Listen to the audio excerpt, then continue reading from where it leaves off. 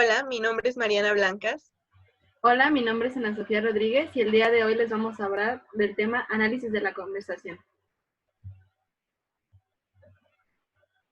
Primero, debemos comenzar hablando de los antecedentes del análisis de la conversación. Este surgió a mediados de la década de 1960 en la sociología, a partir de los aportes realizados por Harvey Sachs, quien se preocupó por el estudio descriptivo de la conducta humana, y fue hasta 1963 que se comenzó a interesar por la categorización, es decir, los términos que utilizan las personas al referirse a otras y el análisis secuencial dentro de una conversación. Si bien Sachs es el más reconocido, también colaboró con Emanuel Shekloff y David Sudnow, y tuvo influencia de Garfinkel, el fundador de la etnometodología. Entonces, este análisis surge como un enfoque hacia el estudio de la organización social de la conducta cotidiana. El análisis de la conversación se preocupa por el estudio de cualquier forma de conversación, ya sea formal, dentro de una oficina, escuela o la que se tiene con una persona con un rango mayor, ya sea nuestro jefe, maestro o con alguien que apenas conocemos. O la informal, que es la que usamos diariamente con nuestra familia, amigos y conocidos. Además de estudiar los elementos verbales, también se preocupa por los elementos paralingüísticos, como las pausas, los silencios, los gestos, la postura, entre otras cosas que realizan los hablantes al interactuar con las demás personas. Por lo tanto, su objeto de estudio es la organización de la conducta significativa de las personas en la sociedad, es decir, la manera en que se conducen y producen las acciones, además de cómo las comprenden las demás personas. Los analistas tienen diversas perspectivas, ya que abordan de cierta manera las cuestiones analíticas. Primero, rechazan el uso de conceptos y definiciones teóricas, ya que mencionan que la importancia de un punto depende de la interacción misma. Asimismo, le dan mucha atención a los detalles de la organización temporal de la acción, y el sentido de la interacción dependerá del lugar que ésta ocupa dentro de una serie continua de acciones.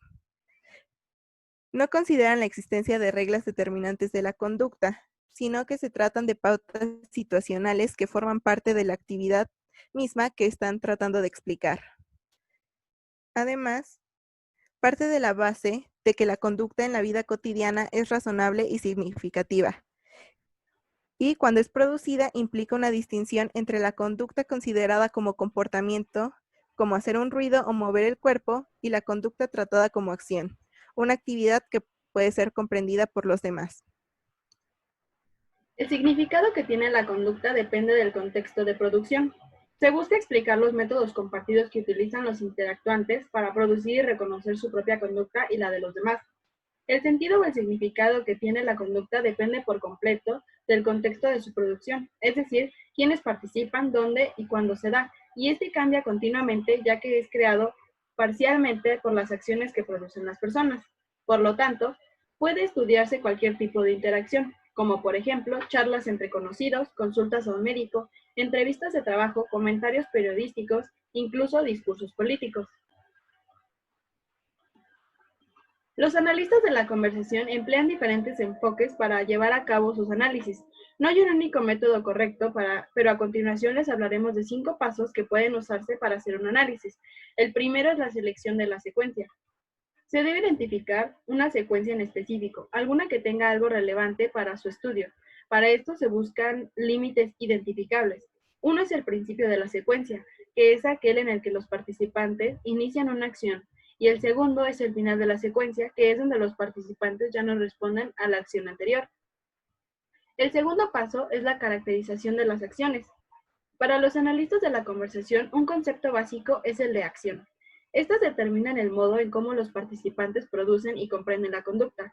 Se pueden identificar a una acción como es cuando ésta responde a la pregunta, ¿qué hace este participante en su turno de habla? Algunos ejemplos de acciones son saludar, dar una noticia, quejarse, corregir o hacer un chiste. El tercer paso es el empaquetamiento. Se trata de la forma en la que se transmiten las acciones. Es la selección de términos por parte del emisor y la interpretación que le da el receptor. Los analistas de la conversación estudian la selección de los modos de referirse a las personas, los objetos, los lugares y las actividades. Los términos que usa el hablante determinan la interpretación del receptor y la conveniencia de un ofrecimiento, un pedido o una invitación. El cuarto paso es la consideración de los tiempos y toma de turnos. Se debe considerar de qué manera los tiempos y la toma de turnos facilitan la interpretación de ciertas acciones para cada turno y de la secuencia. Se debe describir el modo en el que el hablante obtuvo ese turno, si se eligió a sí mismo para hablar o fue elegido por el hablante anterior, si él comenzó a hablar en un principio, si continuó hablando hasta que terminó definitivamente o no terminó, y a quién se dirigió el hablante al final. El quinto paso es el modo de realizar las acciones. Los analistas de la conversación consideran el modo de realizar las acciones, pues las personas se expresan e interactúan con los demás dependiendo de sus roles, identidades y relaciones. Esto se puede expresar en la manera en que se refieren a las personas. Por ejemplo, no es lo mismo cuando le hablas a un amigo, ya que con este usas un lenguaje más coloquial, a cuando hablas con un maestro, ya que en este se observan las relaciones de poder, ya que existe una jerarquía y normalmente les hablas de usted. Es por esto que los analistas prefieren trabajar con grabaciones de la conducta, pues les permite tener todos los datos a la mano.